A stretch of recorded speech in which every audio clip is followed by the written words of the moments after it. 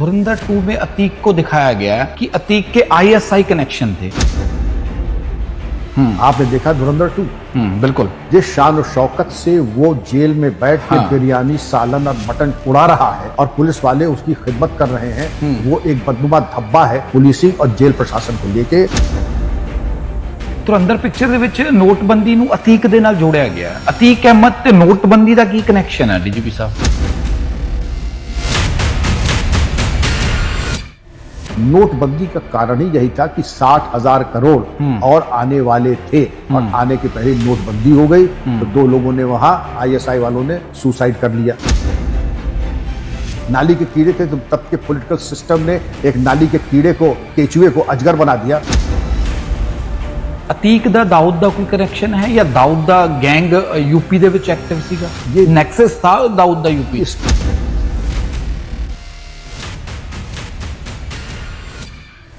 मुख्तार अंसारी बाहुबली हैं यूपी के। ये कितना सच है कि यूपी जेल में उनके खाने के लिए फ्रेश ताजा मछली मिले, उनके लिए तालाब बनवाया गया? गगन जी, ये बदनुमा धब्बा है हमारे जेल एडमिनिस्ट्रेशन को लेकर के कि मुख्तार अंसारी के लिए तालाब भी खोदा गया और मछली डाली की भाई को जब कभी तो यूपी गवर्नमेंट ने शुरुआत की इनको यूपी बुलाने की और आप समझ सकते हैं कितने पापड़ बेलने पड़े यूपी गवर्नमेंट को और पंजाब गवर्नमेंट के भी कमर कस ली कि प्राण जाए पर मुख्तार न जाए। अतीक दा आतंक इन्ना सीगा या अतीक दी दहशत या पॉपुलरिटी इन्नी सीगी कि उत्तर प्रदेश के मुख्यमंत्री उन्होंने कुत्ते दे नाल हाथ मिलाउंदे सीगे। नाम ही नहीं सुना था उस जमाने में। 74 में, 79 में इसकी सन 62 की पैदाइश है, 1962 बॉर्न। 79 में इसने पहला क्राइम किया, 79 से जिस दिन तक मरा है 100 क्रिमिनल केसेस जिसमें सीरियस मर्डर्स, एक्सटॉर्शन, जबरदस्ती धन वो प्रॉपर्टी पे कब्जा करना, कॉन्ट्रैक्ट किलिंग ऐसे थे। जो मारने का तरीका था जैसे कसाई मारता है और जैसे कहते हैं हम आपकी खाल खींच लेना, उस तरीके से मारना। जब इलेक्शन जीता इसने अपने गुरु चांद बाबा का कत्ल किया। इसका बाप फिरोज तांगा चलाता था और अतीक अहमद दे फादर तांगा चलाਉਂਦੇ तांगा जी। और ये रेलवे ट्रैक पर कोयला वोयला मिलता था, कोयले की चोरी करता था। अतीक ये इसकी औकात थी। पुलिस वालों को ये और तो पुलिस जाती है घेरने को, इसने जाके चौकी वालों को ताला बंद करके घेर लिया। सबसे बड़ा नेता होता है वो कहता है अतीक भाई तुम्हें हमारी कसम इनको छोड़ दो। पुलिस कब से मोहताज हो गई? पुलिस तो अच्छे अच्छे भूत को ऐसी तैसी कर सकती है, लेकिन जब आपने पुलिस को अपाहिज बना दिया गगन, तो पुलिस तो फिर वैसी ही है। ये जेल में था कई साल और इसकी औलाद पैदा हुई 2 साल के अंदर, मतलब इसको तो कोई मालूम नहीं कि जेल में है कि बाहर है। समझ सकते हैं कि इसके लिए कोई रोक टोक नहीं थी। इसकी बेगम शाइस्ता परवीन जब चाहे तो चली जाती थी। अपने एक दुश्मन को, जायसवाल बिल्डर था, उसको लखनऊ से बुला करके देवरिया जेल में बुला के जैसे ही चाबुक मारा था इसने जग्गा को, वैसे खूब मारा कूटा। जब ये गिरफ्तार होता है तो थाना शाहगंज इलाहाबाद में इसने बयान दिया है कि मेरे आईएसआई और लश्कर तैयबा से संबंध है। 455 मोर पिस्तौल, AK-47, RDX, नकली करेंसी, ये ड्रोन से आकर के पंजाब में गिरते थे। डिम्पी चंदपान ते रॉकी फाजिलका, ਤੁਹਾਡਾ ਕਹਿਣਾ ਹੈ ਕਿ ਇਹ ਅਤੀਕ ਦੇ ਲਈ ਕੰਮ ਕਰਦੇ ਸੀ? जी, मुख्तार के तो गैंग मेंबर थे ही लिस्टेड। ਤੁਹਾਡੀ ਪੁਲਿਸ ਦੀ ਇਸ ਤਰ੍ਹਾਂ ਦੀ ਕਿਹੜੀ ਮਜਬੂਰੀ ਸੀਗੀ ਕਿ ਤੁਹਾਡੀ ਪੁਲਿਸ ਮੰਤਰੀਆਂ ਦੀਆਂ ਮੱਝਾਂ ਲੱਭਦੀ ਫਿਰਦੀ ਸੀਗੀ? ਆਜ਼ਮ ਖਾਨ ਦੀਆਂ ਮੱਝਾਂ ਹੋ ਗਈਆਂ ਸੀਗੀਆਂ ਤਾਂ ਮੇਰੀ ਜਾਣਕਾਰੀ ਅਗਰ ਮੈਂ ਗਲਤ ਨਾ ਹੋਵਾਂ ਤੁਸੀਂ ਮੈਨੂੰ ਦੁਰਸਤ ਕਰ ਦਿਓ, ਤੁਹਾਡੇ ਐਸਪੀ ਸਾਹਿਬ ਉਹਨਾਂ ਦੀਆਂ ਮੱਝਾਂ ਲੱਭ ਰਹੇ ਸੀਗੇ। ਇੱਕ ਘਟਨਾ ਤੁਹਾਡੇ ਨਾਲ ਹੋਈ ਸੀਗੀ, ਕਹਿੰਦੇ ਜਦੋਂ ਤੁਹਾਡੀ ਕਿਤੇ ਪੋਸਟਿੰਗ ਹੋਈ ਤਾਂ ਤੁਹਾਨੂੰ ਇਹ ਸੁਜੈਸ਼ਨ ਹੋਇਆ ਕਿ ਆਪਣੇ ਬੀਮਾ ਕਰਵਾ ਲਓ, ਬਹੁਤ ਖਤਰਨਾਕ ਜਗ੍ਹਾ ਤੁਸੀਂ ਜਾ ਰਹੇ ਹੋ, ਸ਼ਾਇਦ ਕਹਿੰਦੇ ਸੌਰੀ ਟੂ ਸੇ ਕਿ ਅੰਤਿਮ ਰਸਮਾਂ ਸਾਰੀਆਂ ਜਿਉਂਦੇ ਜੀ ਪੂਰੀਆਂ ਕਰ ਲਓ, ਐਵੇਂ ਦਾ ਵਾਕਿਆ ਸੀ? आईबी के ऑफिसर्स आए कि साहब आपके लिए फॉरेन से स्नाइपर आए हैं आपको मारने के लिए, तो हम आपकी बुलेट प्रूफिंग कराएंगे, आपकी जो खिड़कियां वगैरह शीशे की और आपकी गाड़ी बुलेट प्रूफ कराएंगे। बुलेट प्रूफ ले, मैं खुद बुलेट प्रूफ चलता फिरता बुलेट प्रूफ हूँ, गोली चलेगी दोनों तरफ से चलेगी। ਅਫਸਰ ਤਾਂ ਆਪਣੇ ਸੀਨੀਅਰਸ ਤੋਂ ਬਹੁਤ ਡਰਦੇ ਨੇ। ਮੁੱਖ ਮੰਤਰੀ ਨੂੰ ਦੇਖ ਕੇ ਤਾਂ ਅਫਸਰ ਸਾਹ ਵੀ ਨਹੀਂ ਕੱਢਦੇ। ਤੁਸੀਂ ਪ੍ਰਧਾਨ ਮੰਤਰੀ ਨੂੰ, ਰਾਜੀਵ ਗਾਂਧੀ ਨੂੰ ਕਹਿਤਾ ਕਿ ਹੁਣ ਰੁਕ ਜਾਓ, ਇਸ ਤੋਂ ਅੱਗੇ ਤੁਸੀਂ ਨਹੀਂ ਜਾ ਸਕਦੇ, ਐਵੇਂ ਦਾ ਉਹਨਾਂ ਨੇ ਕੀ ਕਹਿਤਾ ਸੀਗਾ? ਤੁਹਾਨੂੰ ਤਾਂ ਇੰਨੀ ਹਿੰਮਤ ਕਿੱਥੋਂ ਆ ਗਈ ਤੁਹਾਨੂੰ? ਤੁਸੀਂ ਇੱਕ ਮੁੱਖ ਮੰਤਰੀ ਦੇ ਘਰੇ ਜਾਂਦੇ ਹੋ, ਸੀਐਮ ਸਾਹਿਬ ਤੁਹਾਨੂੰ ਬੁਲਾਉਂਦੇ ਨੇ, ਉੱਥੇ ਕਹਿੰਦੇ ਇੱਕ ਬਹੁਤ ਵੱਡਾ ਬਾਹੂਬਲੀ ਬੈਠਾ ਸੀ, ਤੁਸੀਂ ਉਹਦਾ ਵੀ ਇਨਕਾਊਂਟਰ ਕਰਤਾ। कल गोली चली, उसके सर में गोली लगी, गोली लगी, फिर हॉस्पिटल गया, लेकिन इत्तेफाक से वो बच गया। गोली लगने के बावजूद सर में वो बचे। तो जब तक गोली सर में लगी, अस्पताल गया, लोग कहे मर गया है, तो खूब जय जयकार हुई, विक्रम सिंह जिंदाबाद, विक्रम सिंह फलाने मुर्दाबाद फलाने, और जैसे मालूम पड़ता तो जिंदा है, तो विक्रम सिंह मुर्दाबाद, ये जिंदाबाद ये शुरू हो गया। ਸਤਿ ਸ਼੍ਰੀ ਅਕਾਲ, ਡੇਲੀ ਪੋਸਟ ਪੰਜਾਬੀ ਵੇਖ ਰਹੇ ਹੋ ਤੁਸੀਂ ਤੇ ਮੈਂ ਆ ਗਗਨ ਸ਼ੁਕਲਾ। ਤੁਹਾਡੇ ਨਾਲ ਬੇहद ਖਾਸ ਮਹਿਮਾਨ ਨੂੰ ਮਿਲਾਵਾਂਗੇ। ਯੂਪੀ ਦੇ ਫਾਰਮਰ ਡੀਜੀਪੀ ਨੇ ਗੱਲਬਾਤ ਕਰਾਂਗੇ। ਜਦੋਂ ਧੁਰੰਦਰ ਫਿਲਮ ਆਉਂਦੀ ਹੈ ਤਾਂ ਉਸ ਤੋਂ ਬਾਅਦ ਡੀਜੀਪੀ ਵਿਕਰਮ ਸਿੰਘ ਚਰਚਾ ਦੇ ਵਿੱਚ ਆਉਂਦੇ ਨੇ। ਬਹੁਤ ਸਾਰੇ ਇਸ ਤਰ੍ਹਾਂ ਦੇ ਸਵਾਲ ਨੇ ਜਿਨ੍ਹਾਂ ਤੇ ਬੇਬਾਕੀ ਦੇ ਨਾਲ ਗੱਲਬਾਤ ਹੁੰਦੀ ਹੈ। ਇਹ ਉਹ ਸ਼ਖਸ ਨੇ ਜਿਨ੍ਹਾਂ ਨੇ ਪ੍ਰਧਾਨ ਮੰਤਰੀ ਰਾਜੀਵ ਗਾਂਧੀ ਨੂੰ ਰੋਕ ਦਿੱਤਾ ਸੀ ਕਿ ਹੁਣ ਰੁਕੋ, ਇਸ ਤੋਂ ਬਾਅਦ ਅੱਗੇ ਜਾਣਾ ਮੁਨਾਸਿਬ ਨਹੀਂ ਹੈਗਾ। विक्रम जी साढ़े नाल मौजूद ने। विक्रम सर बहुत स्वागत है जी। नमस्कार गगन जी, बड़ी मेहरबानी की कि आप तशरीफ लाए। सत श्री अकाल सर। पंजाबी समझते हो? समझ लेता हूं।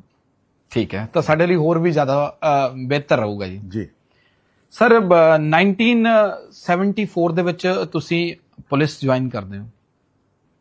ਜਦੋਂ ਪੁਲਿਸ ਉਹ ਵੀ ਉੱਤਰ ਪ੍ਰਦੇਸ਼ ਦੇ ਵਿੱਚ ਜੁਆਇਨ ਕਰਨਾ, ਤਾਂ ਕਿਸ ਤਰ੍ਹਾਂ ਦਾ ਮਾਹੌਲ ਸੀਗਾ ਤੁਹਾਡੇ ਲਈ ਖਾਸ ਤੌਰ ਤੇ? उस जमाने का उत्तर प्रदेश, उसकी चुनौतियां थी, लेकिन खुशकिस्मती ऐसी है कि आपके गुरु कौन है? हमारे गुरु थे सरदार बलबीर सिंह बेदी, आईपीएस, जो बाद में कश्मीर के भी डीजीपी हुए और यूपीएससी के मेंबर भी रहे। बड़े नामी पुलिस अफसर हिंदुस्तान के माने जाते हैं और पंजाब में भी सेवाएं दी हैं उन्होंने अपनी। मैं उनका शिष्य था, मेरी पहली पोस्टिंग उनके चरणों में हुई, तो उनको नमन करते हुए अभी अभी उनका शरीर पूरा हुआ है। लेकिन ये मेरा अहोभाग्य था कि उनके चरणों में बैठ के मैंने पुलिसिंग का ABCD सीखा।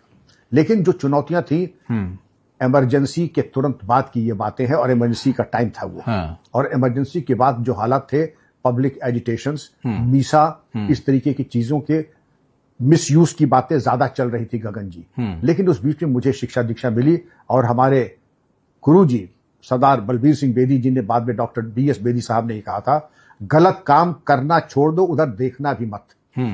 गलत काम करना छोड़ दो, देखना भी मत। तो मुझे कोई दिक्कत नहीं, क्योंकि ये जो एक गुरु मंत्र मुझे मिल गया, जब गलत काम करना नहीं है तो आपका कोई क्या कर लेगा, नेता क्या कर लेगा, कोई और क्या कर लेगा। ਡੀਜੀਪੀ ਸਾਹਿਬ, ਜਦੋਂ ਯੂਪੀ ਦਾ ਜ਼ਿਕਰ ਆਉਂਦਾ ਹੈ ਤਾਂ ਯੂਪੀ ਦੇ ਬਾਹੂਬਲੀਆਂ ਦਾ ਜ਼ਿਕਰ ਆਉਂਦਾ ਹੈ। ਜਦੋਂ ਤੁਸੀਂ ਜੁਆਇਨ ਕੀਤਾ ਤਾਂ ਤੁਹਾਡੇ ਸਮੇਂ ਦੇ ਵਿੱਚ ਸਭ ਤੋਂ ਵੱਡਾ ਬਾਹੂਬਲੀ ਕੌਣ ਸੀਗਾ? उस वक्त तो जो इलाहाबाद के बाहुबली थे, मौला, बुक्कल, और जो एक दो थे अफगान फैमिलीज आई थी उनके, लेकिन ये लोकल गली मोहल्ले के गुंडे थे जिनको बाहुबली आप कह रहे हैं, नेशनल लेवल के उनका जो शुरुआत हुई वो मिड 85 में। जैसे अतीक, इलाहाबाद की बात कर ले, अतीक अहमद, मैं ना भी नहीं सुना था उस जमाने में। 74 में, 79 में इसकी सन 62 की पैदाइश है, 1962 बॉर्न। 79 में इसने पहला क्राइम किया, और 79 से जिस दिन तक मरा है 100 क्रिमिनल केसेस, जिसमें सीरियस मर्डर्स, एक्सटॉर्शन, जबरदस्ती धन, वो प्रॉपर्टी पे कब्जा करना, कॉन्ट्रैक्ट किलिंग, ऐसे थे। और जो मारने का तरीका था, जैसे कसाई मारता है और जैसे कहते हैं हम आपकी खाल खींच लेना, उस तरीके से मारना। मतलब अतीक दा जड़ा मर्डर करने दा स्टाइल सीगा वो कसाई तो भी बदतर सी। कसाई से भी बदतर। मैं बताता हूँ, जैसे जब इलेक्शन जीता इसने, अपने गुरु चांद बाबा का कत्ल किया। इसका बाप फिरोज तांगा चलाता था, और अतीक अहमद दे फादर तांगा चलाਉਂਦੇ ਸੀ। जी जी, फिरोज। और ये रेलवे ट्रैक पर कोयला वोयला बीनता था, कोयले की चोरी करता था। अतीक ये इसकी औकात थी। अब इसने जब इलेक्शन जीता 1989 में, और उसके बाद इसने कहा, इसका कि एक कॉम्पिटिटर था जग्गा, दुश्मनी, तो वो मुंबई भाग गया डर के मारे। का तुम जाओ मत, तुम आ जाओ वापस, अब हम पॉलिटिशियन हो गए हैं, कोई गलत काम नहीं करेंगे, हम समझौता चाहते हैं। चाहता तो मर्डर मुंबई में भी करा सकता था, लेकिन अतीक, हाँ, लेकिन बुलाया उसने इलाहाबाद बुला के टॉर्चर चेंबर में ले गया, और घोड़े का जो चाबुक होता है उसको कहते हैं खाल खींच लेना। इतना मारा जिसको खाल खींच ले, तो जब शरीर का, बॉडी का लोथड़ा बन गया, उसके घर के बाहर फेंकवा दिया कि दोबारा किसी ने अगर ऐसे किए तो यही हालत कर देंगे। आपने देखा होगा मटन शॉप पे जैसे बकरा टंगा रहता है, उस तरीके का हाल करके पानी रिश्ता रहे, वो दुर्गत कर दी। कोई FIR कार्रवाई नहीं, कोई कार्रवाई नहीं। तो जब नेता, स्टेट का सबसे बड़े नेता ये कहते हैं ये गंगा जी की तरह पवित्र है, आप समझ रहे हैं, और पुलिस वालों को ये, और तो पुलिस जाती है घेरने को, इसने जाके चौकी वालों को ताला बंद करके घेर लिया। तो जो सबसे बड़ा नेता होता है वो कहता है अतीक भाई तुम्हें हमारी कसम इनको छोड़ दो। पुलिस कब से मोहताज हो गई? पुलिस तो अच्छे अच्छे भूत को ऐसी तैसी कर सकती है, लेकिन जब आपने पुलिस को अपाहिज बना दिया गगन, तो पुलिस तो फिर वैसी ही है। जी। तो अतीक पे बड़ी खुल के बातचीत करना चाहते हैं, पर सबसे पहले रिसेंटली पिक्चर आई है धुरंधर। डीजीपी साहब आपने देखी? जी, मैंने कल ही देखी धुरंधर 2। धुरंधर 1 जब आई थी तो उसके 15 दिन बाद देखी, क्योंकि टिकट नहीं मिले थे। कल टिकट मिला तो कल ही देखा 4 घंटे। जी। धुरंधर 2 पहली एक अलग चीज थी, दूसरी वाली अलग है। धुरंधर 2 में अतीक को दिखाया गया कि अतीक के आईएसआई कनेक्शन थे, कि वाकई ही आपने यूपी पुलिस के आप डीजीपी रहे हैं और अतीक को बहुत पास से देखा है आपने। क्या लगता है कि अतीक के आईएसआई से कनेक्शन थे? 2 बातें हैं। आपने ये भी देखा होगा कि अतीक कितनी शान और शौकत से, आपने देखा धुरंधर 2? बिल्कुल। जिस शान और शौकत से वो जेल में बैठ के बिरयानी, सालन और मटन उड़ा रहा है और पुलिस वाले उसकी खिदमत कर रहे हैं, वो एक बदनुमा धब्बा है पुलिसिंग और जेल प्रशासन को लेके, और इसके बारे में कार्रवाई होनी चाहिए। ऐसा था पुलिस जेल में? अरे आप क्या बात कर रहे हैं, ये जेल में था कई साल और इसकी औलाद पैदा हुई 2 साल के अंदर। मतलब इसको तो कुछ मालूम नहीं कि जेल में है कि बाहर है। ये दूसरी चीज, मैं तो रोकदा, माफी दियो, जेल के दौरान अतीक देकर बच्चा हुआ? जी, बच्चा हुआ। आप समझ सकते हैं कि इसके लिए कोई रोक टोक नहीं थी। इसकी बेगम शाइस्ता परवीन जब चाहती चली जाती थी, एक चीज। दूसरी चीज, अपने एक दुश्मन को, जायसवाल बिल्डर था, उसको लखनऊ से बुला करके देवरिया जेल में बुला के जैसे चाबुक मारा था इसने जग्गा को, वैसे खूब मारा कूटा। वो तो भला हो जस्टिस भोसले का, जो चीफ जस्टिस थे, तो उन्होंने इनको हटवा करके भेजा साबरमती। लेकिन अब आपकी जो पहली बात है कि क्या पाकिस्तान आईएसआई से संबंध था, जब ये गिरफ्तार होता है तो थाना शाहगंज इलाहाबाद में इसने बयान दिया है कि मेरे आईएसआई और लश्कर तैयबा से संबंध है। ये कलमबंद है बयान? जी हाँ, कलमबंद बयान है। मैं कोई हवा की बात थोड़ी कर रहा हूं। और लश्कर तैयबा से भी संबंध है और आईएसआई से भी संबंध है। और संबंध क्यों है? संबंध इसलिए है कि हमें उमेश पाल का कत्ल कराना था, हमें राजू पाल का कत्ल कराना था। उसके लिए हमें अच्छे हथियार चाहिए थे गगन। तो 455 बोर पिस्तौल, AK-47, RDX, नकली करेंसी, ये ड्रोन से आकर के पंजाब में गिरते थे। और पंजाब के 2 शातिर अपराधी, जिनका नाम अभी बताऊंगा, वो इसके कुरियर थे। और ये दोनों शातिर अपराधी मुख्तार गैंग के मेंबर्स थे। आपका कहना है कि अतीक पंजाब से वेपन्स, मतलब पाकिस्तान से पंजाब और पंजाब से यूपी, जी, ये नेक्सस था। वेपन्स अतीक पंजाब के थ्रू पाकिस्तान से आते थे? जी, ड्रोन से गिराए जाते थे और जो कि टारगेटेड ड्रॉपिंग होती थी। उसके बाद ये 2 आप भी जानते होंगे क्योंकि आपका पंजाब का बैकग्राउंड है। प्रभजेंद्र सिंह उर्फ डिम्पी चंद्रभान सिंह, फरीदकोट, भारतीय पंजाब के चंद्रभान गांव का रहने वाला। और दूसरा नाम था जयविंदर सिंह उर्फ रॉकी, जो फाजिलका का था। ये भी 2016 में हिमाचल में गैंग शूटआउट में मारा गया। दोनों मारे जा चुके। डिम्पी चंदपान ते रॉकी फाजिलका, ਤੁਹਾਡਾ कहना है कि ये अतीक के लिए कम कर दे सी? जी, मुख्तार के तो गैंग मेंबर थे ही लिस्टेड, और ऐसे थे कि ये बताते कि जब जेल में थे तो एक सीनियर ऑफिसर गया मुआयना करने जेल का। उसने क्या देखा? उसने देखा कि जैसे आप तो इतने अच्छे पत्रकार हैं, अनुभवी, एक्सपीरियंस, जेम्स आर्म्स जर्नल पढ़ रहा था। ये एक इंसाइक्लोपीडिया होता है हथियारों का, जो अच्छे नहीं जानते हैं, पुलिस ऑफिसर्स भी नहीं जानते हैं। तो एक हथियार के बारे में जानकारी रखना। तो रॉकी से पूछा उन्होंने बस टोह लेने के लिए कि तुम्हारी जानकारी क्या है। और उनका, रॉकी मुझे मगर लेना हो उजी सब मशीन गन या AK-47 तो कौन सा हथियार हम लें? अब उसका जवाब सुन लीजिए साहब। उजी सब मशीन गन एक जनरेशन आगे है। एक तो रिकॉइल कम है, खाली कारतूस का इजेक्शन वर्टिकल होता है, रुकावटें नहीं होती हैं, इंफ्रारेड एमिंग डिवाइस अटैच हो जाती है, टेलीस्कोपिक साइट लग जाती है। सर, ਤੁਸੀਂ ਡਿੰਪੀ ਚੰਦਪਾਨ ਤੇ ਰੌਕੀ ਫਾਜ਼ਿਲਕਾ ਦਾ ਜ਼ਿਕਰ ਕਰਿਆ, ਇਹਨਾਂ ਦਾ ਅਤੀਕ ਦੇ ਨਾਲ डायरेक्ट कनेक्शन सी या अंसारी दे नाल? डायरेक्ट, क्योंकि जब एक आदमी आउटसोर्स करता है, गैंग चार्ट में तो इनका नाम पूरा था मुख्तार अंसारी के साथ। मुख्तार अंसारी के हार्डकोर गैंग मेंबर्स थे। अतीक गैंग IS-277, IS मतलब इंटरस्टेट, मतलब ये नेशनल लेवल के गैंग्स थे। इसमें ऐसा कोई गैंग नहीं था। 272 IS-277 की मतलब है जी? इसका मतलब जो लिस्टिंग होती है, जैसे डिस्ट्रिक्ट लेवल का है तो D39 डिस्ट्रिक्ट लेवल का ऑपरेशन है, बहुत बड़ा खिलाड़ी नहीं है। उसके बाद इंटर रेंज, मान लीजिए यहाँ पे नोएडा में है और उसके अलावा इलाहाबाद में भी है तो इंटर रेंज आ जाएगा। लेकिन कई स्टेट्स में है, पंजाब में है, कश्मीर में है, हरियाणा में है, दिल्ली में है तो IS आ जाता है। ये इंटर स्टेट का मतलब कि बिल्कुल वो इंडिया लेवल का प्लेयर है। तो इंटर स्टेट और 277 उसका मतलब उसकी ग्रेडिंग और एक कोड मिल गया। उसका गैंग चार्ट बनता है और उसी की बेसिस पे उनकी माली हालात, मदद करने वाले पुराने केसेस, जिसको कहते हैं कि पूरा उनका खाका उस डोजियर में रहता है और उस डोजियर की बेसिस पे उसमें कौन इसकी मदद करता है, कौन इसके दुश्मन है, इनके टारगेट्स पे कौन कौन हो सकते हैं, इनकी प्रॉपर्टीज कहाँ है, जरिया आमदनी क्या है, बहुत लंबा चौड़ा डॉक्यूमेंटेड होता है। और अंग्रेजों के जमाने से ये सिलसिला चला रहा है। तो ये एक तरीका था। अब रॉकी और डिम्पी इनके लिए भी काम करते थे, इनके लिए भी काम करते थे। अब आपकी बात कि ये ISI से ये रिलेटेड है कि नहीं है, थाना शाहगंज इलाहाबाद में इसने जो इकबालिया बयान किया था पुलिस के सामने, उसमें इसने कहा था कि हमारे लश्कर तैयबा से भी संबंध है और ISI से भी है। क्यों? क्योंकि उमेश पाल और राजू पाल की हत्या करनी थी, इसलिए हमने अच्छे से अच्छा हथियार, पिस्तौल तो 22 बोर की भी आती है, 30 की भी आती है, 32 की भी आती है, 455 की आप क्यों लेंगे, जो कि एक तोप होती है कैनन, कि अगर एक गोली घुटने के नीचे पे लग गई तो आदमी के जिस्म को फाड़ देगी, आदमी हेमरेज से या खून के बहाव से मर जाएगा। तो इस तरीके की इसकी सोच थी। AK-47 RDX नकली करेंसी। अच्छा, नकली करेंसी का जिक्र किया तुसीं। पहले एक चीज में छोड़ गया, बड़ी इंपॉर्टेंट है आपके लिए। जब इसके घर की तलाशी हुई, घर की तलाशी में पाकिस्तान ऑर्डिनेंस फैक्ट्री के कारतूस मिले और मेड इन पाकिस्तान कारतूस मिले, जबकि इसके घर के 5 किलोमीटर के रेडियस में 2500 आर्म्स एंड एम्युनिशन की शॉप्स थी, लेकिन इसने यूज वही किया पाकिस्तान ऑर्डिनेंस फैक्ट्री के और मेड इन पाकिस्तान कारतूसों के। अच्छा, तुसी ना करंसी का जिक्र करिया, तुरंदर पिक्चर दे विच नोटबंदी नूं अतीक दे नाल जोड़िया गया। अतीक अहमद ते नोटबंदी दा की कनेक्शन है DGP साहब? ध्यान से सुने, मुझे 2 मिनट दीजिएगा। बिल्कुल, व्हाई नॉट जी। नोटबंदी का पाकिस्तान की ये औकात नहीं है कि हिंदुस्तान पे सीधा हमला करे, क्योंकि उसने जब कोशिश की थी तो बांग्लादेश बन गया।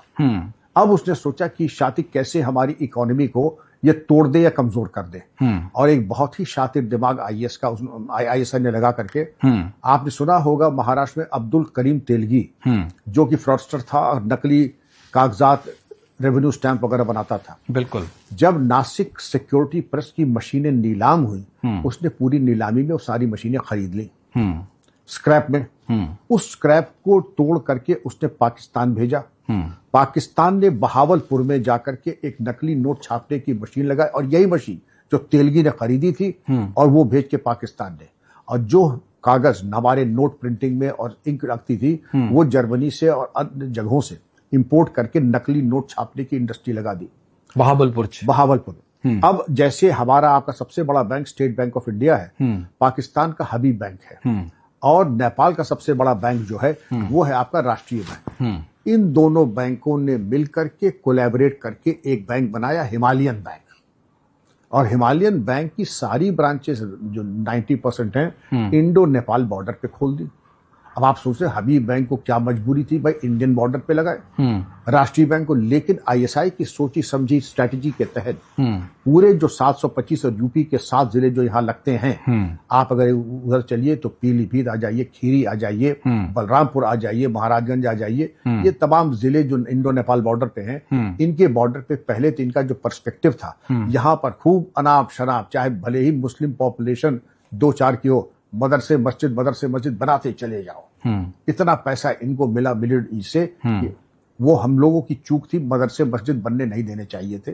जब आप कहने, क्योंकि वो मदरसे मस्जिद इबादत और तालीम के लिए नहीं, वो वहां पर थे इन लोगों को सेफ हाउस देने के लिए। अब नोट की बात कीजिए, नोट वहां छपे, पाकिस्तान इंटरनेशनल एयरलाइंस के जरिए वो नेपाल आए, नेपाल आकर के उनको इन्हीं हिमालयन बैंक की शाखाओं में इसको रखा, और एक की जगह 3, एक असली 3 नकली, ये एक्सचेंज रेट था, 1 का 4 भी हो जाता था। आपने गड्डी के गड्डी ला करके हिंदुस्तान की इकोनॉमी में झोंकने की कोशिश की, और किया भी काफी हद तक, हजारों करोड़ आपने झोंक भी दिया था। नोटबंदी का कारण ही यही था कि 60,000 करोड़ और आने वाले थे, और आने के पहले नोटबंदी हो गई, तो 2 लोगों ने वहां ISI वालों ने सुसाइड कर लिया।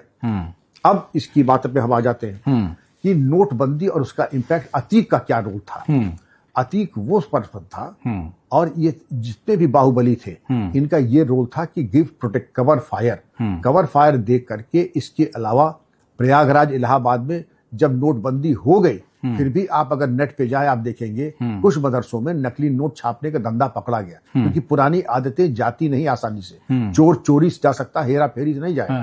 तो हेरा ਸਾਡੇ ਨਾ ਪੰਜਾਬੀ ਦੀ ਕਹਾਵਤ ਹੈ ਡੀ ਸਾਹਿਬ ਕਿ ਵਾਰੇ ਸ਼ਾਹ ਨਾ ਆਦਤਾਂ ਜਾਂਦੀਆਂ ਨੇ ਭਾਵੇਂ ਕੱਟੀਏ पूरियां तो वो सिस्टम है कि यहाँ अब भी वो चलता था। अभी चलता था। कुंभ मेले में इन्होंने छोटे छोटे नोट 100 के 200 के खूब पकड़े गए। ये सोचते थे कि शाम को जब तीर्थ यात्री आएंगे अंधेरा रहेगा तो कुछ तो बोहनी हो ही जाएगी, कुछ चला लेंगे। पकड़े गए और फिर उनकी खातिर तवाज़ो भी हुई और फिर मामला खत्म हो गया। लेकिन अतीक का जो इन्वॉल्वमेंट है और अतीक को इसको लेकर के जब दिखाया गया, जिसको कहते हैं ना कि चोर की दाढ़ी में तिनका दिखाई पड़ गया, ये हमें बदनाम कर रहे हैं। अरे बदनाम तो वो होगा जिसकी कोई नेकनामी हो, ये चुट्टे जिनकी कोई इज्जत नहीं, ये कैसे बदनाम हो गए? अरे भाई तुम खुद ही इतने बदनाम नाली के कीड़े हो। तुम नाली के कीड़े थे तो तब के पॉलिटिकल सिस्टम ने एक नाली के कीड़े को, एक केचुए को अजगर बना दिया। पर मेरा सवाल तो यही है ना, आपने कहा वो नाली का कीड़ा है, वो 4 टाइम एमएलए सांसद, आप जैसे लोगों ने चुना है, यूपी की जनता ने उन्हें चुन दिया। आप सही कह रहे हैं, लेकिन ये दुर्भाग्य इस देश का है कि पॉलिटिक्स में सबसे पहले कहते हैं। लेकिन मैं कहूंगा नहीं, क्योंकि वो आपका बड़ा सभ्य चैनल है और ऐसी चीजें नहीं कही जाए जो कि लोगों को जिसपे आपत्ति हो। मैं ये कहूंगा कि चुनने में आप कहें, आप कितने ऐसे लोग हैं जिनसे अगर आप कहें और मैं कि आप सुना राजनीति में जा रहे हैं, उनका आप कैसी बात कर रहे हैं, मैं इसको गाली की तरह लेता हूं। राजनीति में भरे लोग बहुत सोच समझ के जाते हैं और जिस तरीके के लोग जो कामयाब हो रहे हैं, जब मैं देखता हूं अतीक, मुख्तार, डीपी यादव, इस तरीके के लोग अगर आ रहे हैं तो उसका कारण क्या है? धनबल, बाहुबल, क्रिमिनल रिकॉर्ड और बूथ कैप्चरिंग के बारे में कैपेसिटी होनी चाहिए, तब आप इलेक्शन करेंगे। हम आप इलेक्शन क्या लड़ेंगे जबकि शुरुआती इलेक्शन की होती है करोड़ों रुपए में। आप ये बात छोड़ दीजिए कि इलेक्शन कमीशन क्या कहता है कि इससे ऊपर आप खर्च नहीं कर सकते हैं। अतीक ने जब अपना नामांकन कानपुर से भरा था, आप देखिए कितनी गाड़ियां गई थी, जितना आपकी सीमा होती है खर्च करने की उससे 10 गुना तो उसने सिर्फ अपनी इलेक्शन रैली में खर्च कर दिया होगा गाड़ियों में, क्योंकि वो जाम खत्म होने में शायद 2 दिन लग गए थे, इतनी गाड़ियां कानपुर में उसने 2 दिन च अतीक दे नामांकन भरन दा जाम खुलिया सीगा जी। इतना कानपुर की बड़ी चौड़ी चौड़ी सड़कें, बहुत बड़ा शहर है, लेकिन जो जाम लगा नेट पे अभी भी उसकी आपको पिक्चर्स मिल जाएंगे। अच्छा, अतीक दा दाऊद दा कोई कनेक्शन है या दाऊद दा गैंग यूपी दे विच एक्टिव सीगा? ये नेक्सस था दाऊद दा यूपी? इसका कोई एविडेंस नहीं है, लेकिन एविडेंस नहीं, कॉमन सेंस ही कहते, by implication, by logic, by reason. कहते कि दाऊद पूरी तरीके से इस नेक्सस में शामिल था, हिमालयन बैंक के बनने में, नकली नोट में, और ये अतीक अहमद उस सप्लाई चेन का एंड प्रोडक्ट था। तो बिना उसके वैक्यूम में तो काम करेगा नहीं। बैक द हैंड दाऊद दा बिल्कुल अंदर खाने में ये था, लेकिन ये तो बहुत लेट स्टेज पे मालूम पड़ा कि जब इसने पुलिस के सामने बयान दिया कि मेरा एलईटी से भी संबंध है, मेरा आईएसआई से भी संबंध है, और घर में जब तलाशी हुई तो पाकिस्तान ऑर्डिनेंस फैक्ट्री का और मेड इन पाकिस्तान के कारतूस बरामद हुए। अच्छा, अतीक अहमद दे नां तो यूपी पुलिस भी कंबदी सीगी। अतीक दा पॉलिटिशियनां दे विच भी बहुत ज्यादा जिहड़ा दबदबा सीगा, पर तुसीं उन्हां दे भरा ते बहुत वड्डी कार्रवाई करती, एक किवें पॉसिबिलिटी हुई? नहीं, पॉसिबिलिटी ये होती, ये तो आपके ऊपर डिस्क्रिप्शन है कि आप काम करेंगे या नहीं करेंगे, दबाव लेंगे या दबाव नहीं लेंगे। विल पावर भी तो होनी चाहिए। विल पावर होनी चाहिए, और आपका कोई ऐसा नहीं है। एक आदमी होता है कि मुझे यहाँ पे केवल काम करना है, मेरा और कोई ऑब्जेक्टिव करियर में नहीं है कि मुझे 100 करोड़ कमाने हैं। 100 करोड़ कमाने हैं या कुछ और कमाना है तो आप कुछ कर नहीं सकते हैं। आप अपने बैठ के वक्त काटिए, रिटायरमेंट लीजिए, घर जाके फिर गोल्फ कीजिए, आप उसके अलावा कुछ करने। लेकिन अगर आप यहाँ आए हैं, मैं डीजीपी बना, डीजीपी बनने के तीसरे दिन अशरफ ने यतीम खाने की दीवार तोड़ी और मुझे सामने एक चुनौती आ गई थी कि मैं एक्शन लूं या एक तरीके से बिल्कुल क्विट कर जाऊं, साइलेंट स्पेक्टेटर हो जाऊं, बस कि इससे कड़ी कार्रवाई की जाए। ना, आज इसको टेस्ट केस बनाना है और ऐसी कार्रवाई करें जो कि एक नजीर बन जाए। तो फिर हमारे तर्कस पे कई तीर थे। सबसे पहले रासुका, नेशनल सिक्योरिटी एक्ट, दूसरा था कि इसके ऊपर उस पे एनएसए लगाया गया। जी हाँ, सब पे, अशरफ के ऊपर, सबके ऊपर। यूपी गैंगस्टर्स एक्ट, जिसमें आपकी सारी प्रॉपर्टी अटैच हो जाती है, और इसके ऊपर कर दिया इनाम। लाखों रुपए का सब पे इनाम। इतना करने में गिरे, उसको उम्मीद नहीं थी कि इतना जबरदस्त इसके ऊपर एक्शन हो जाएगा। जब एक्शन हुआ गगन जी, इसकी वाइफ शाइस्ता परवीन ने कहलवाया हमारे पीए को, हम मिलना चाहते हैं। तो हमने ये अतीक के भाई की वाइफ थी क्या? अतीक की वाइफ आपसे मिलने आई थी? तो शाइस्ता हमने कहा बिल्कुल ठीक है, एमपी की वाइफ है, बिल्कुल आ सकती है मिलने। तो अपने बेटे असद, छोटा सा बेटा था, बड़ा मासूम, तो अतीक की वाइफ और असद आए मिलने के लिए। हमने कहा बैठिए, क्या खिदमत कर सकता हूं? उनका, आप मेरे भाई की तरह हैं, बुजुर्ग हैं, मैं बेवा नहीं बनना चाहती। उनका, कौन चाहेगा कोई बेवा बने? अच्छा, उन्होंने तो अनु किया कि मैं विधवा नहीं होना चाहती जी। रेपुटेशन किसी से छुपती नहीं है, क्योंकि उनको मालूम पड़ गया तो हमारे नेटवर्क, क्योंकि वो खुद भी पुलिस वाले की बेटी है, अतीक दी वाइफ। हाँ, शाइस्ता परवीन भी एक रिटायर्ड हेड कांस्टेबल की बेटी है। तो उसने, नेटवर्क तो होता है, कुछ पता लग गया होगा कि साहब आपने इस बार रॉन्ग नंबर डायल कर दिया, अब आपका इंतजाम होगा बड़े कायदे से। तो उसने कहा मैं विधवा नहीं बनना चाहती। हमने कहा कौन चाहेगा, हम सब चाहेंगे आबाद रहें, खुश रहें, लेकिन इसका फैसला मैं नहीं करूंगा, इसका फैसला आपके शौहर करेंगे। और मैं बड़ा आसान और मुफीद मशवरा आपको दे रहा हूं, अपने आप को दुरुस्त रखें, वरना अगर कोई खिदमत का मौका दिया तो वक्त से पहले और उम्मीद से ज्यादा सेवा हो जाएगी, और आप याद करेंगे क्या सेवा हुई आपकी। मैं कोई चीज उधार नहीं रखता हूं, यहां आपने किया वहीं पे तुरंत इनाम मिल जाएगा आपको। अच्छा, ये भी सच है, सब तो पहला बुलडोजर तुसी चलाया सी उन्होंने? जी हाँ, पहली बार वही था, जब डीजीपी था, पहली बार बुलडोजर चलवा दो, तब तो कुछ जानता है बुलडोजर क्या होता है। अब तो बुलडोजर बहुत मशहूर है आपके यूपी का। होना भी बिल्कुल होना भी चाहिए, जग जग होना चाहिए। ये जो बाहुबली हैं, ये सरकारी जमीन पे, आपकी हमारी जमीनों पे कब्जे करते हैं, और कब्जे करने के बाद ये सोचते हैं कि इनका कुछ होगा नहीं। जी, एक ना मुख्तार अंसारी बाहुबली है यूपी के, ये कितना सच है कि यूपी जेल में उनके खाने के लिए कि फ्रेश ताजा मछली मिले, उनके लिए तालाब बनवाया गया, ये फैक्ट है डीजीपी साहब?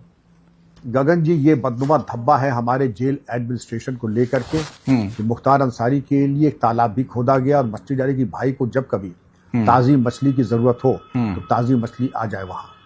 अच्छा, और दूसरी चीज, स्पेशल तालाब बनाया गया, स्पेशल तालाब मुख्तार अंसारी स्पेसिफिक, केवल उसी के लिए। जेल वालों, केड़ी जेल दी घटना है जी? गाजीपुर जेल, गाजीपुर बनारस के नजदीक एक जिला है। और वहां बैडमिंटन कोर्ट, और वहां के डिस्ट्रिक्ट मैजिस्ट्रेट रोज जाके के इनसे बैडमिंटन खेलते थे मुख्तार अंसारी के साथ। मैं तो यही कहूंगा कि इन सब डीएम एसपी की जांच होनी चाहिए कि आखिर क्या मजबूरी थी आपकी कि आपने इतनी ज्यादा इसको मार्जिन दे दी कि इसका वहीं से अपना पूरा इसका एम्पायर क्राइम का जेल की सलाह के पीछे गगन जी चलाता था। और जहां डीएम खेलने ही जाए, जो कि क्रिमिनल एडमिनिस्ट्रेशन का हेड है, फिर किस जेल सुपरिंटेंडेंट की हिम्मत होगी कि उसकी तरफ आंख उठा के देख ले। अच्छा, ਇੱਥੇ ਬਸ ਨਹੀਂ ਹੁੰਦੀ, ਅੰਸਾਰੀ ਪੰਜਾਬ ਸ਼ਿਫਟ ਕੀਤਾ ਗਿਆ, ਉਹ ਕੀ ਘਟਨਾ ਸੀ, ਕਿਹੜਾ ਕੇਸ ਸੀਗਾ? अंसारी पंजाब लेके जाने का कारण की सी?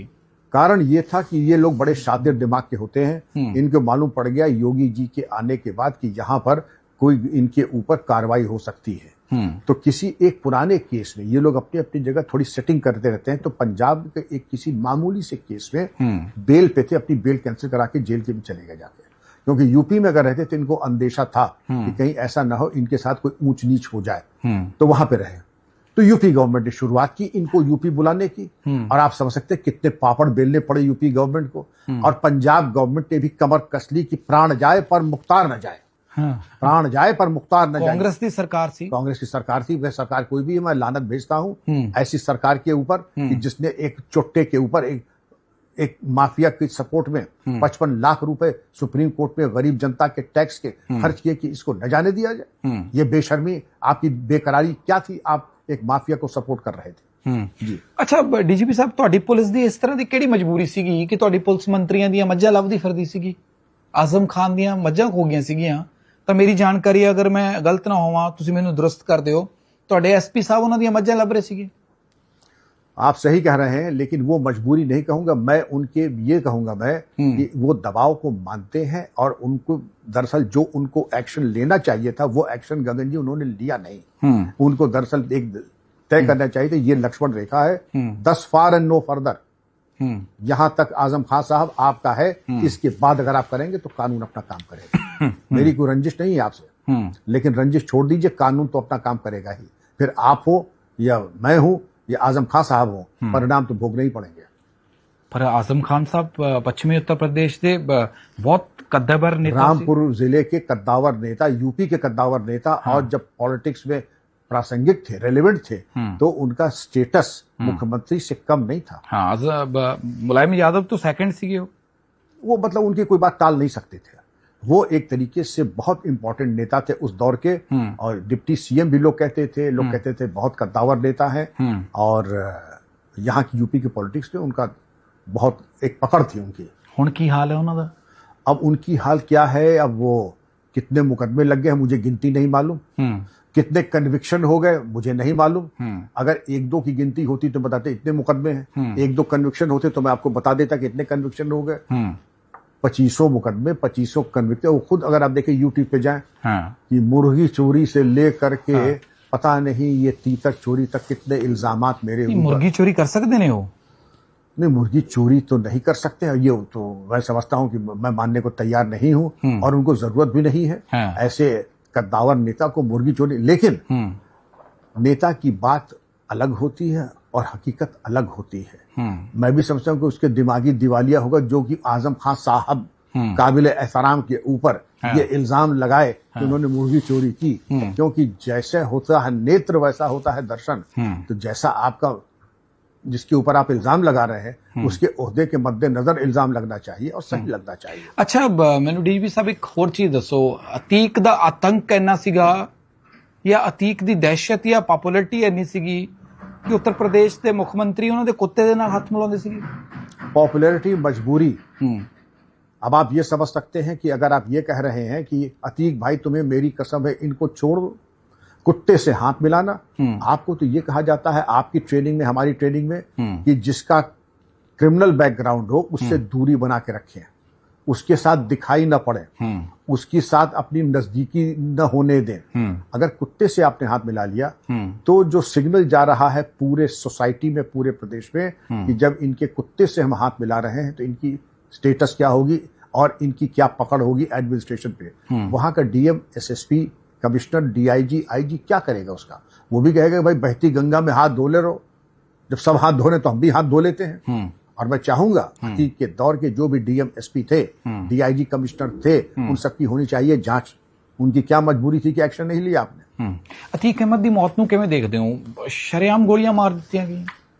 मैं तो देखो भाई, ऐसा है कि मैं गांधीवादी आदमी हूं, मेरा तो किसी से कोई दुश्मनी है नहीं, और मैं ईश्वरवादी भी बहुत हूं। जिंदगी मौत का मालिक भगवान होता है। तुसी भी योगी जी वाला बयान दे रहे हो?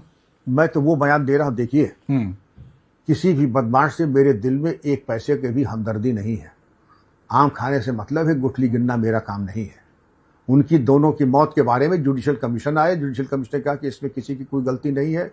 मैं संविधान और कानून का मानने वाला हूं गगन जी, मैं क्यों सवाल करूं? हाँ बिल्कुल, मैं क्यों सवाल करूं? और मेरी कोई हमदर्दी इन दोनों से नहीं है। जिनको हमदर्दी है, जिनको धुरंधर दे के बहुत जलील और बेइज्जत कर दिया, मैं तो ये कहूंगा आपकी मजबूरी क्या है कि आप अतीक और उनके चेले चपाटों के जूते को अपने सर पे लेके आज चल रहे हैं। आपने उनको मुसलमानों का ब्रांड एम्बेसडर बनाया, और कोई इससे बड़ा चुट्टा हो नहीं सकता था। आपको ब्रांड एम्बेसडर बनाना होता। मेरा बहुत आसान और मुफीद मशवरा ये है, भारत रत्न एपीजे अब्दुल कलाम साहब, भारत रत्न बिस्मिल्लाह खान साहब, अशफाकुल्लाह खान, अमर शहीद ब्रिगेडियर उस्मान, हवलदार परमवीर चक्र विजेता अब्दुल हमीद, ये हमारे लिए पूजने। इनकी फोटो हमारे यहाँ लगी हुई है, लाइब्रेरी में जाइए, सबकी फोटो लगी हुई हैं। आपके यहाँ फोटो नहीं लगी। पर तुहाडे उत्तर प्रदेश के बहुत वड्डे वड्डे नेता कहते हैं कि ये जिहड़ियां फिल्मां ने बीजेपी अपने आप को प्रमोट कर रही है। तुहानूं लगदा कश्मीर फाइल्स बन गई, होर इस तरह दी धुरंधर 1, 2 हुण तीजी दी भी कहंदे तैयारी है, तो ये बीजेपी माइलेज लैने की कोशिश कर रही है इस तरह की? ये आपका सवाल गगन पॉलिटिकल है, पॉलिटिकल बातों में जाता नहीं, मैं तो लीगल जवाब दूंगा। अगर आपके ऊपर या किसी के ऊपर कोई आपत्तिजनक है तो आप जाकर के हाई कोर्ट में रिट पिटीशन दाखिल कीजिए कि फिल्म को बैन कर दें। सेंसर बोर्ड को कह दीजिए कि ये सीन काट दे, वो आप करेंगे नहीं। डिस्क्लेमर फिल्म में आया ही और काफी देर तक और आया ही नहीं। धुरंधर इकलौती फिल्म है जिसमें उसको पढ़ के भी सुनाया है कि किसी भी जिंदा या मरे हुए व्यक्ति से इनसे कोई हमारी जो है उन्होंने पहला हाथ झाड़ दिया, पहले हाथ झाड़ दिया। अब हाँ। आप समझते हैं ये आजाद मुल्क के आजाद बासिंदे हैं। कोई अगर अपने लिए कोई फिल्म बनाता है तो वो उसका फ्री विल है, उसका फंडामेंटल राइट है। और फंडामेंटल राइट में अगर आपको आपत्ति है तो आप कोर्ट जा सकते हैं। आप भावनाएं आपकी आहत हो रही हैं, आप मुकदमा, लेकिन न आपने मुकदमा लिखाया न आपने रिट किया। बयान सबके सुन लीजिए, बयान बहादुरों के, इन्होंने ये कर दिया, भाई आप भी कर लो। आप भी तो बहुत उल्टी सीधी फिल्में बनाते हो, आप भी तो कहते हो कि तो सांप्रदायिक हैं, ये फासिस्ट नहीं, फासिस्ट कहना भी रहते, ये फासिस्ट लोग हैं, आप भी तो कहते हो। ठीक है भाई, ये तो जनता निर्णय करेगी कि उनको किसको अपना वोट देना है। आपके कहने से, आरोप लगाने से बात नहीं बनेगी। हकीकत यह है कि आज की तारीख में धुरंधर सबसे कामयाब फिल्मों से एक है। केवल एक फिल्म यूपी की सच्चाई है, एक्चुअल ਦੇ ਵਿੱਚ यूपी की सच्चाई दिखाई गई है, पूरी तरीके से सच्चाई दिखाई है। सच्चाई जब एक तरीके से आदमी देखता है कि हमारी पीड़ा सामने दिखा, हमारा क्योंकि तुसी तो उस चीज दे भुगत भोगी हो ना, सिस्टम ये सिस्टम को भोगा, तभी तो इतनी पॉपुलर हो गई है। अगर चीज रियलिटी से नहीं है तब सैकड़ों फिल्म आती है, कभी कभी मतलब एक दिन भी नहीं चल पाती है, 100 टिकट भी नहीं बिकते हैं। लेकिन अगर यह है तो जनता के कहीं न कहीं उनके दिल और दुख और दर्द को छेड़ा है, तभी तो इतनी कामयाब फिल्म हो गई है। यूपी के मुख्यमंत्री योगी आदित्यनाथ ने विधान सभा च कहा सी कि मैं इन्हां गैंगस्टरां नूं मिट्टी च मिला दूंगा। कभी कभी व्यक्ति की वाणी में सरस्वती विराजमान होती है, और वही कहते हैं कि आप दो फोटो रखिए, लोगों का कि आप किसको मुख्यमंत्री चुनेंगे। आपके सामने दो फोटो हैं, एक मुख्यमंत्री कुत्ते से हाथ मिला रहा है और एक मुख्यमंत्री कह रहा है मिट्टी में मिला दूंगा। अब ये चयन आप कर लीजिए, आप कैसा मुख्यमंत्री चाहते हैं, जो कुत्ते से हाथ मिला रहा है या जो कह रहा है मिट्टी में मिला दूंगा। तो अगर मिट्टी में मिला दूंगा उन्होंने कहा और वो हो भी गया, लेकिन ये कोई कह दे कि योगी जी ने करवाया है या पुलिस ने करवाई है, ये हुआ, कत्ल हुआ, पुलिस कस्टडी में हुआ, उसमें जुडिशियल कमीशन बैठा, जुडिशियल कमीशन ने अपनी व्यवस्था दे दी, वो व्यवस्था सबको मानना चाहिए। अच्छा, मेरे दो छोटे छोटे सवाल ने। एक घटना ਤੁਹਾਡੇ ਨਾਲ ਹੋਈ ਸੀਗੀ, ਕਹਿੰਦੇ ਜਦੋਂ ਤੁਹਾਡੀ ਕਿਤੇ ਪੋਸਟਿੰਗ ਹੋਈ ਤਾਂ ਤੁਹਾਨੂੰ ਇਹ ਸੁਜੈਸ਼ਨ ਹੋਇਆ ਕਿ ਆਪਣੀ ਬੀਮਾ ਕਰਵਾ ਲਓ, ਬਹੁਤ ਖਤਰਨਾਕ ਜਗ੍ਹਾ ਤੁਸੀਂ ਜਾ ਰਹੇ ਹੋ, ਸ਼ਾਇਦ ਕਹਿੰਦੇ ਸੌਰੀ ਟੂ ਸੇ कि अंतिम रस्मां सारियां जिंदगी जी पूरियां कर लो, एवें दा वाकया सी? जी बिल्कुल सही कह रहे हैं। जिला एटा और वहां नथवापुर कांड एक हुआ था, कहते पूरा थाना ही मारता सी, पूरा थाना मार दिया था। इंस्पेक्टर राजपाल सिंह शहीद हुए, 2 सब इंस्पेक्टर्स और करीब 10-12 सिपाही, सबको गैंग ने, और उन हालात में कोई जाना नहीं चाहता था। तो मेरी पोस्टिंग एसपी हमीरपुर से एसपी एटा हुई। तो लोग जब कहते कि साहब की पोस्टिंग कहाँ, उनका एटा साहब बड़ा अफसोस हुआ जान के। भगवान आपकी वाहेगुरु रक्षा करे, और चलिए कोई बात नहीं, हम आपके लिए प्रार्थना करेंगे। लेकिन मेरे 2-3 सुझाव हैं। एक तो अपना बीमा अच्छी तरह से करा लीजिए, वसीयत लिख दीजिएगा। अच्छा, कि बच्चियां दी वसीयत लिख दो, लिख दे, क्योंकि बिना वसीयत के मरोगे तो आगे दिक्कत होगी। आपके नाम के जो हथियार हैं और कार है वो आप भाभी जी के नाम करा दो, क्योंकि आपके मरने के बाद उनको बड़ी दिक्कत होगी आपके हथियार और गाड़ी अपने नाम कराने में। और दूसरा ये था कि थोड़ा पूजा पाठ वगैरह कहीं अगर हो वो भी थोड़ा सा करवा लेना। और मुझे बड़ा अफसोस हुआ जान करके, तो ये आप सही कह रहे हैं। तब ये ਐਵੇਂ ਦੀਆਂ ਜਦੋਂ ਜਿਸ ਤਰ੍ਹਾਂ ਇਸ ਤਰ੍ਹਾਂ ਦੀਆਂ ਗੱਲਾਂ ਸੁਣਦੇ ਸੀ ਤਾਂ ਕਿ ਮਤਲਬ ਰਿਐਕਸ਼ਨ ਕੀ ਸੀਗਾ ਤੁਹਾਡਾ, ਕਿ ਕਿਤੇ ਜਾਣਾ ਉਸ ਤੋਂ ਪਹਿਲਾਂ ਕਿਸ ਤਰ੍ਹਾਂ ਦੇ ਕੰਪਲੀਮੈਂਟਸ ਆ ਰਹੇ ਨੇ? वीर भोग्या वसुंधरा हिम्मते मरना मददे खुदा, मरता आदमी एक बार है, रोज मरना मेरे मिजाज में नहीं है।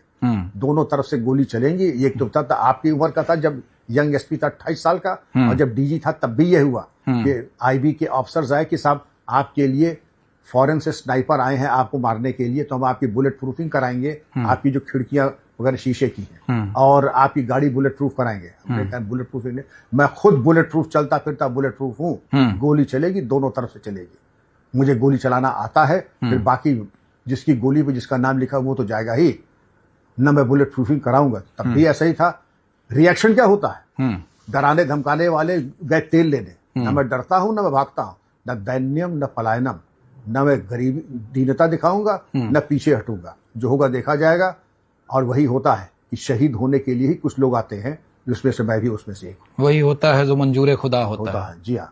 अच्छा, ਇੱਕ ਘਟਨਾ ਹੋਰ ਸੀਗੀ, ਤੁਹਾਡੇ ਮਿਸਿਸ ਤੁਹਾਨੂੰ ਪਛਾਣਿਆ ਹੀ ਨਹੀਂ ਹੈ, ਐਵੇਂ ਦਾ ਕੀ ਕਰਕੇ ਆ ਗਏ ਸੀਗੇ ਤੁਸੀਂ ਘਰੇ? आप राइफल लेके, कारतूस लेके, लाई चना गुड़ लेके जा रहे हैं। 2 दिन हो गए, 5 दिन हो गए, 7 दिन हो गए, 10 दिन हो गए, आपने नहाए नहीं, दाढ़ी हजामत नहीं बनाई, सर पे पूरे कीचड़ कीचड़, सब चेहरा पहचाने में नहीं आ रहा। नहाने 15 दिन नहाए ही नहीं, नहाए ही नहीं, ब्रश नहीं किया, कुछ नहीं किया। इस तरह का केड़ा ऑपरेशन सीगा जी? Anti dacoity operations. Anti decorative operation, तभी ऐसे होता था, सब लोग जाते थे और जंगल ही में रहते थे। पहले 2-3 दिन का तो मिसेज रख देती थी लाई चना और थोड़ा पूरी, जो 2-3 दिन चल गए, उसके बाद तो फिर जो हो रहा है आलू मटर वो सब खाओ। अच्छा, मेरा लास्ट सवाल है, ਅਫਸਰ ਤਾਂ ਆਪਣੇ ਸੀਨੀਅਰਸ ਤੋਂ ਬਹੁਤ ਡਰਦੇ ਨੇ, ਮੁੱਖ ਮੰਤਰੀ ਨੂੰ ਦੇਖ ਕੇ ਤਾਂ ਅਫਸਰ ਸਾਹ ਵੀ ਨਹੀਂ ਕੱਢਦੇ। ਤੁਸੀਂ ਪ੍ਰਧਾਨ ਮੰਤਰੀ ਨੂੰ, ਰਾਜੀਵ ਗਾਂਧੀ ਨੂੰ ਕਹਿਤਾ ਕਿ ਹੁਣ ਰੁਕ ਜਾਓ, ਇਸ ਤੋਂ ਅੱਗੇ ਤੁਸੀਂ ਨਹੀਂ ਜਾ ਸਕਦੇ, ਐਵੇਂ ਦਾ ਉਹਨਾਂ ਨੇ ਕੀ ਕਹਿਤਾ ਸੀਗਾ ਤੁਹਾਨੂੰ? ਤੇ ਇੰਨੀ ਹਿੰਮਤ ਕਿੱਥੋਂ ਆ ਗਈ ਤੁਹਾਨੂੰ? हिम्मत की बात है तो कानून की बात है और फैक्ट की बात है, लॉ की बात है। कहता सीगा तुसी कि राजीव जी आप आगे नहीं जा सकते। जी, हुआ क्या था कि देखिए मिसेस गांधी की हत्या होती है, देश ने बहुत प्रचंड बहुमत से कांग्रेस को पावर में ले आई, राजीव गांधी नए और बहुत लोकप्रिय प्रधानमंत्री थे, नैनीताल आते हैं, राजभवन में रुकते हैं और ये कहते हैं कि मैं फैमिली के साथ कल जाऊंगा भीमताल और एक भी सिपाही वर्दी में मुझे दिखाई नहीं पड़ना चाहिए। उनका ठीक है सर, लेकिन अभी एक प्रधानमंत्री की हत्या हुई है, आपका खतरा बदस्तूर वैसे ही मौजूद है, चांस तो हम लेंगे नहीं और जो ब्लू बुक है उसके हिसाब से ही ड्यूटी लगेगी। एक स्टील कलर की मेरे पास फोटो वगैरह भी रखी है, स्टील कलर की जोंगा में राजीव जी खुद चला रहे थे, रेबैन का चश्मा, सफेद पूरी आस्तीन की शर्ट, बढ़िया, सोनिया जी बगल में, दोनों बच्चे और एक कुत्ता पीछे। अब जैसे उतरे पहला सिपाही देखा तो उन्होंने ब्रेक लगाया, हु इज इंचार्ज है, कौन इंचार्ज है यहाँ पे? तेवर देख करके लोग समझ गए कि बाम खतरे की घंटी बज गई है। तो मुख्यमंत्री जी ने डीजी साहब से कहा भाई आप इंचार्ज हैं, आप जाइए बताइए। डीजी साहब ने हमारे आईजी जोन साहब से कहा, आईजी जोन साहब ने डीआईजी साहब से, डीआईजी साहब ने कहा भाई एसएसपी तो आपने सब करता था, ऑर्डर तो आपने अपने दस्तखत से इशू किया। तो मैं क्या वहां सैल्यूट किया, यस सर, प्रधानमंत्री सामने, प्रधानमंत्री साहब ठीक है, आप वो गाड़ी में बैठे हैं, मैं सामने खड़ा हूं ऐसे। Did I not tell you not to put a single constable in uniform? Yes sir you did. उनका in spite of that you choose to disobey my orders, कि मैंने आपसे कहा था कि एक भी आदमी वर्दी में न दिखाई पड़े, उनका कहा था, उनके बावजूद मेरे आदेश के आपने मेरे आदेशों की अवहेलना जी किया। क्या मैं जान सकता हूं कि क्या कारण थे? तो कारण ये थे सर कि आपकी सिक्योरिटी मेरी सर्वोच्च प्राथमिकता है, दूसरे आपकी सिक्योरिटी के ऊपर कुछ रूल्स और प्रोसीजर्स हैं, मैं उनकी अवहेलना नहीं कर सकता। उनका मैं कहूं तब भी नहीं, बिल्कुल नहीं सर, आपके कहने पे भी नहीं करूंगा।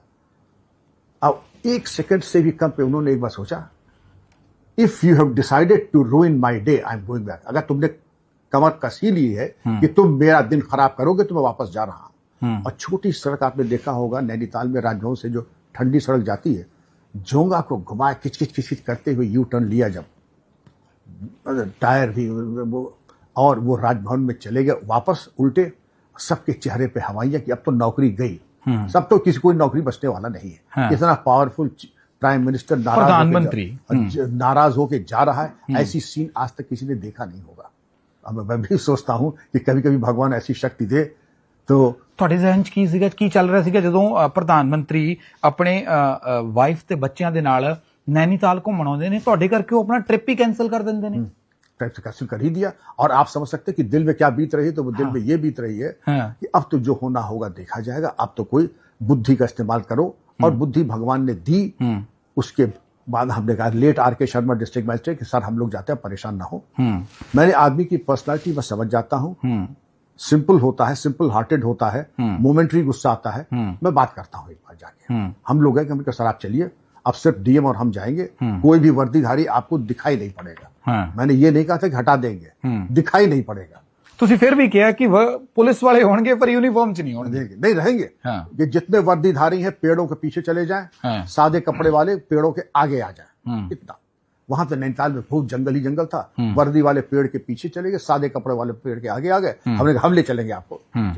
उसके बाद लेके गए भीमताल, बहुत अच्छे मूड में, थोड़ा फासला रख के 500 गज का। उन लोगों ने फिर बोटिंग की, भुट्टा खरीद के खाया, और वो भुट्टा भी खरीद के खाया था, और हाँ फिशिंग रॉड लेके गए थे फिशिंग करने के लिए। अब लौट के आए तो लोग यहाँ पूजा पाठ कर रहे थे, कोई जाप कर रहा था, कोई कह रहा था भाई हे भगवान आज बचा लो, आज तो नौकरी का खतरा हो गया। नौकरी का खतरा है, क्या कुछ भी हो सकता है। क्या हुआ, उनका सर मूड बहुत अच्छा है, भुट्टा भी खाया, कितने भुट्टे खाए, उनका बड़े लोग हैं, आधा भुट्टा एक बाइट लिया होगा, एक भुट्टे में पूरे परिवार ने खा लिया। उनका दूसरा, और क्या हुआ, उनका सर उन्होंने फिर वो फिशिंग की, मछली मिली, क्या मछली तो नहीं मिली, तो काहे बात के तुम एसएसपी हो, तुमने मछली का क्यों नहीं इंतजाम किया? उनका ये काम तो एसएसपी कैसे कर सकता है कि मछली का इंतजाम न कर दे, कांटे में पहले लगा दे, तब पीएम के हाथ में फिशिंग रॉड देते। ਅੱਛਾ ਦੋ ਟੁਕੀ ਹੈ, ਲਾਸਟ ਹੀ ਸਵਾਲ ਹੈ। ਸਵਾਲ ਬਹੁਤ ਨੇ ਵਿਕਰਮ ਜੀ ਤੁਹਾਡੇ ਨਾਲ ਰਿਲੇਟਡ। ਤੁਸੀਂ ਇੱਕ ਮੁੱਖ ਮੰਤਰੀ ਦੇ ਘਰੇ ਜਾਂਦੇ ਹੋ, ਸੀਐਮ ਸਾਹਿਬ ਤੁਹਾਨੂੰ ਬੁਲਾਉਂਦੇ ਨੇ, ਉੱਥੇ ਕਹਿੰਦੇ ਇੱਕ ਬਹੁਤ ਵੱਡਾ ਬਾਹੂਬਲੀ ਬੈਠਾ ਸੀ, ਤੁਸੀਂ ਉਹਦਾ ਵੀ ਇਨਕਾਊਂਟਰ ਕਰਤਾ। ये क्या वाक्य है? यूपी का एक महानगर है और वहां से मैं एसएसपी था, नया नया गया था। केड़ा महानगर है जी? आगरा। अच्छा। तो आगरा में नया नया गया था। जो रिप्रेशन होती है कि साहब मैं इनको निपटा दूंगा बड़े कायदे से, जितने भी बाहुबली हैं वो भी थे। तो मुख्यमंत्री जी के यहाँ से फोन आता है कि आप कल 10 बजे हमारे दफ्तर आ जाए। नॉर्मली मुख्यमंत्री कभी एसएसपी वगैरह को कम ही बुलाते हैं, डीजी से बात होगी, आईजी से बहुत घट होता है, लेकिन जिला मुखिया दे नाल बहुत घट मीटिंग होती है जी। तो उन्होंने बुलाया, मैं गया। जब मैं गया तो मैंने देखा कि एक साहब जैसे आप बैठे, मुझे देखते ही वो हड़बड़ा गया, उसके हाथ से चाय का प्याला वाला खड़खड़ाने लगा। वो छोड़ के, भाई आप कहाँ है? आप भी बैठे। क्योंकि मैं पहचानता था, फोटो वगैरह गैंग चार्ट में रहती है।